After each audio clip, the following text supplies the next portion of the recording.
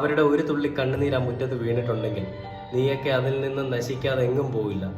അവരെ പറ്റിച്ച് നീ എന്തെങ്കിലും നേടാൻ ശ്രമിച്ചിട്ടുണ്ടെങ്കിൽ അതൊന്നും നിനക്ക് പ്രയോജനപ്പെടില്ല എന്നുള്ളതാണ് ഈ കാര്യത്തിൽ എനിക്ക് പറയാനുള്ളത്. അപ്പം നമുക്ക് ആ ഒരു ന്യൂസ് കണ്ടോ, റിപ്പോർട്ടർ ചാനൽ വന്നതാണ്. അച്ഛൻ സദാശിവൻ, അമ്മ സുഷമ എന്നിവർ ഇപ്പോൾ നമ്മോടൊപ്പം ഉണ്ട്. അച്ഛനിപ്പോൾ എന്താ അവസ്ഥ?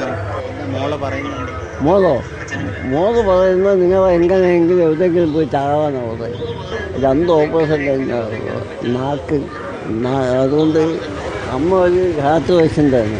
കളക്ടർ സാറ് ഇതെല്ലാം വായിച്ച് നോക്കിയിട്ട് നമ്മൾ കൊത്ത ഡോക്യുമെൻസും ഞങ്ങൾ കൊത്ത പോയ പണവും എവിടെ സഹായിച്ചു ഇതെല്ലാം വായിച്ച് നോക്കിയിട്ട് പറഞ്ഞ് നിങ്ങൾക്ക് ഈ ഇത്രയും വായിച്ച് 35 ലക്ഷം രൂപ എൻ്റെ വേറെ ഒരു വീടും അവിടെ താമസിക്കാനാണോ കളക്ടർ പറഞ്ഞത്? അതെ, തന്നെ.